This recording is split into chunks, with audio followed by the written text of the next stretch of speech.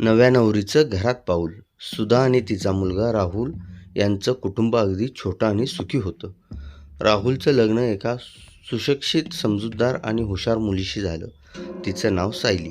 सायली दिसायला जेवढी सुंदर होती, तेवढीच ती विचारानेही प्रगल्भ होती. पण सुधाबाई मात्र जुन्या विचारांच्या आणि थोड्या कडक स्वभावाच्या होत्या. त्यांच्या मनात आधीपासूनच एक भीती होती की आजकालच्या शिकलेल्या सुना आल्या की घरं तोडतात आणि मुलाला मुठीत ठेवतात. लग्नाचे सुरुवातीचे काही दिवस छान गेले, पण हळूहळू सुधाबाईंचा खरा स्वभाव समोर येऊ लागला. सायलीने सकाळी किती वाजता उठावं, स्वयंपाकघरात भाजी कशी चिरावी, देवाचा दिवा कधी लावावा, इथंपासून ते तिने राहुलशी काय बोलावे, इथंपर्यंत प्रत्येक गोष्टीवर सुधाबाईंचं बारीक लक्ष असायचं. सायली सुरुवातीला सगळं शांतपणे सहन करत होती. ती मोठ्यांचा आदर करणारी मुलगी होती.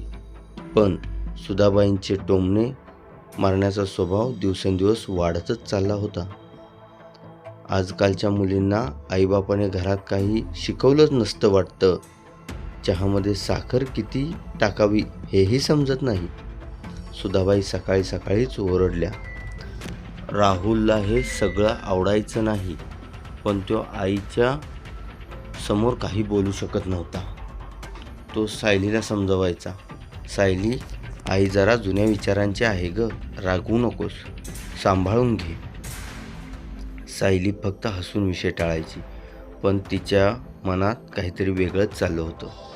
तिला समजवलं होतं की वाद घालून किंवा भांडण करून हा प्रश्न सुटणार नाही. सासूबाईंना चांगला धडा शिकवावा लागेल, पण तो धडा प्रेमाचा असायला हवा. सायलीची गुपित योजना. एक दिवस राहुल ऑफिसला गेल्यावर सायली सुधाबाईंकडे आली. तिच्या हातात एक जुनी मोठी वही होती. ती खूप गंभीर चेहऱ्याने सासूबाईंजवळ बसली. मम्मीजी, मला तुमच्याशी एक खूप महत्त्वाची गोष्ट बोलायची आहे, सायली म्हणाली. सुधाबाईंनी मोठे डोळे करून विचारले, काय ग, काय बोलायचंय आणि ही वही काय आहे? सायलीने आजूबाजूला पाहिले, जणू काही ती खूप मोठं गुपित सांगणार आहे. ती हळू आवाजात म्हणाली, मम्मीजी, काल रात्री माझ्या स्वप्नात आमचे कुलदैवत आले होते. त्यांनी मला सांगितले की आपल्या घरावर खूप मोठे संकट येणार आहे आणि हे संकट टाळायचा एकच उपाय आहे. सुधाबाई देवधर्माच्या बाबतीत खूप कच्च्या आणि भित्र्या होत्या. संकट ऐकून त्या घाबरल्या. काय, कसले संकट आणि काय उपाय सांगितला देवाने? सायलीने वही उघडली आणि म्हणाली, देवाने सांगितले की पुढच्या 1 महिन्यासाठी सासू आणि सुनेने आपापल्या भूमिका बदलायला हव्यात. म्हणजे या 1 महिन्याचं तुम्ही सुनेसारखे वागायचे आणि मी सासूसारखे वागणार. मी जे सांगेन ते तुम्ही ऐकायचे आणि तुम्ही केलेल्या चुकांवर मी तुम्हाला टोकणार. जर आपण हे नाटक पूर्ण महिनाभर प्रामाणिकपणे केले तरच आपल्या घरातील संकट टळेल. नाहीतर सुधाबाईंचा आधी विश्वास बसत नव्हता, पण सायलीने इतक्या गंभीरपणे आणि घाबरवणाऱ्या स्वरात सांगितले की त्या तयार झाल्या. त्यांना वाटले, 1 महिन्याचीच तर गोष्ट आहे, करूया काय ते, निदान घर तर सुरक्षित राहील. भूमिकांच्या अदलाबदल आणि धडा. दुसऱ्या दिवशीपासून खेळायला सुरुवात झाली. आता सायली सासू झाली होती आणि सुधाबाई सून. सकाळी 6 वाजता सायली सुधाबाईंच्या खोलीत दरवाजा ठोठावला. सुनबाई, अहो किती वाजले, अजून झोपूनच आहात का? उठा, सडा रांगोळी करा, चहा ठेवा. सुधाबाई डोळे चोळत उठल्या. त्यांना कधी सकाळी उठायची सवयच नव्हती, कारण आधी सायलीच सगळं करायची. पण आता नाईलाज होता. सुधाबाईंनी चहा केला, सायलीला दिला. सायलीने चहाचा एक घोट घेतला आणि तोंड वाकडे केले. अहो सुनबाई, काय हा चहा, पाणी जास्त आणि दूध कमी. तुमच्या आईवडिलांनी चहा करायला शिकवले नाही का तुम्हाला? सुधाबाईंना तो टोमणा काळजाला लागला. त्यांना राग आला, पण त्यांना आठवले की हे तर संकट टाळण्यासाठी चालले आहे, म्हणून त्या गप्प बसल्या. दुपारी स्वयंपाकाची वेळ आली.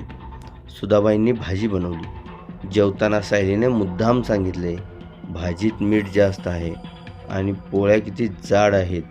राहुलला अशा पोळ्या अजिबात आवडत नाहीत. जरा सुधरा सुनबाई. सुधाबाईंच्या डोळ्यात पाणी आले. त्यांना आठवले की रोज त्या सायलीला अगदी याच शब्दात टोमणे मारायच्या. आज जेव्हा तेच शब्द स्वतःच्या कानावर पडत होते तेव्हा किती त्रास होतोय याची जाणीव त्यांना होऊ लागली होती. असे करत करत 15 दिवस निघून गेले. या 15 दिवसात सायलीने सुधाबाईंना घरातल्या प्रत्येक कामात लावले. झाडू मारणे, भांडी घासणे, कपडे धुणे आणि प्रत्येक कामात ती सुधाबाईंना तसेच टोमणे मारायची जसे सुधाबाई तिला मारायच्या. पण सायली हे सगळं करताना मनात कोणताही आकस ठेवत नव्हती. ती फक्त सासूबाईंना त्यांच्या चुकीची जाणीव करून देत होती. एक दिवस सुधाबाई खूप थकल्या होत्या. काम करून करून त्यांचे पाय दुखत होते. त्या सोफ्यावर बसून पाय चोळत होत्या. सायली तेथे आले. आता सासूचा मुखवटा बाजूला सारून ती खरी सायली झाली. ती धावत गेली आणि तिने गरम तेल आणले. ती सासूबाईंच्या पायाशी बसली आणि त्यांचे पाय दाबून देऊ लागली. सुधाबाई दचकल्या. अरे सायली, हे काय करतेस? तू तर सासू आहेस ना आता?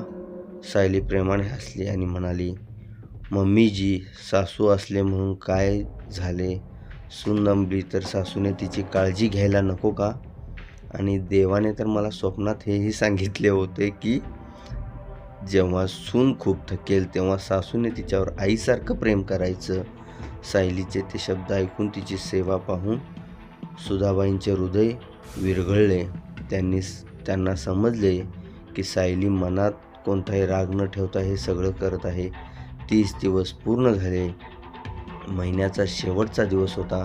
सुधाबाई सकाळीच सायलीकडे आल्या आणि म्हणाल्या, सायली, आज 1 महिना पूर्ण झाला. संकट टळले ना गं? आता मी परत सासू होऊ शकते ना? सायली हसली आणि तिने सुधाबाईंचे हात हातात घेतले.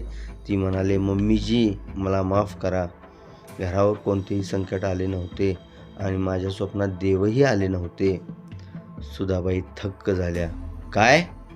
मग हे सगळं काय होतं? सायली अतिशय नम्रपणे म्हणाली, मम्मीजी, लग्न होऊन जेव्हा मी या घरात आले तेव्हा मी तुम्हाला माझी आई मानले होते. पण तुम्ही मला रोज टोमणे मारायच्या, माझ्या माहेरचा उद्धार करायच्या. मी कितीही चांगले वागले तरी तुम्ही माझ्यात चुका दिसायच्या. मला तुमच्याशी भांडायचे नव्हते, कारण भांडणाने घरे तुटतात. मला तुम्हाला फक्त हे दाखवून द्यायचे होते की जेव्हा आपण कोणाला विनाकारण टोमणे मारतो तेव्हा समोरच्याच्या मनात किती वेदना होतात.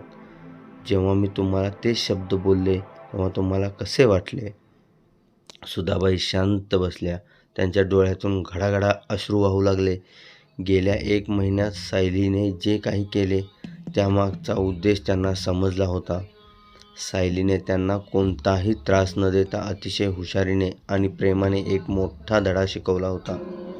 सुधाबाईंनी सायलीला जवळ घेतले आणि तिची माफी मागितली. मला माफ कर सायली. सासूच्या गर्वात मी विसरले होते की सून ही सुद्धा कोणाची तरी मुलगी असते. तू मला खूप चांगला धडा शिकवलास. आजपासून तू माझी सून नाही तर तू माझी मुलगी आहेस. तेवढ्यात राहुल तिथे आला. आई आणि बायकोला एकमेकांच्या गळ्यात पडून रडताना पाहून तो घाबरला. काय झाले? काही भांडण झाले का?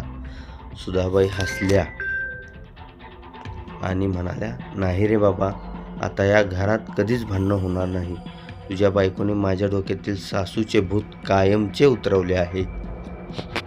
तेव्हापासून त्या घरात टोमणे संपले फक्त प्रेम उरले.